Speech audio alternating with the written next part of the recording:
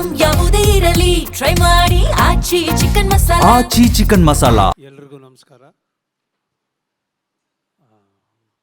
ಮೊದಲನೇದಾಗಿ ಈ ದೊಡ್ಡ ಕನಸು ನಮ್ಮ ಯೋಗೀಶ್ ಸರ್ದು ಹಾಗೂ ಅವರು ಮನೆಯವ್ರದ್ದು.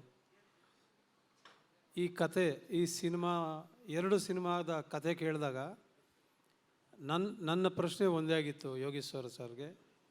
ಇಷ್ಟು ಭಾರ ಹೊಸ ಹುಡುಗನಿಗೆ ನಾವು ಹೊರಬೇಕಾ ಅನ್ನೋದು ನನ್ನ ಪ್ರಶ್ನೆ ಆಗಿತ್ತು. ಬಟ್ ಅವರ ಆಯ್ಕೆ, ಅವರ ನೋಟ, ಅವರ ಕನಸು ತುಂಬ ದೊಡ್ಡದು.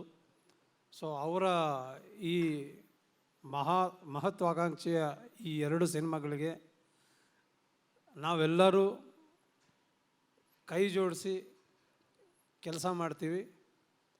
ಆ್ಯಂಡ್ ಒಂದು ತುಂಬ ಖುಷಿ ಏನಂದರೆ ಎರಡು ಸಿನಿಮಾದ ಕಥೆಗಳು ತುಂಬ ವಿಭಿನ್ನವಾಗಿದೆ.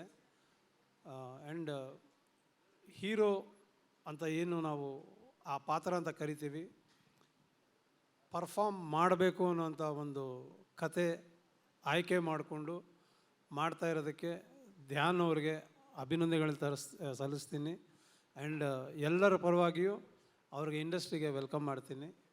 ತುಂಬ ದೊಡ್ಡ ಫ್ಯೂಚರು ಅವ್ರದ್ದಾಗಲಿ, ತುಂಬ ದೊಡ್ಡ ಮಟ್ಟಕ್ಕೆ ಅವ್ರು ಬೆಳೀಲಿ, ಯಶಸ್ಸು ಅವ್ರದ್ದಾಗಲಿ. ಇಡೀ ತಂಡಕ್ಕೆ ನನ್ನ ಶುಭ ಹಾರೈಕೆ. Thank you.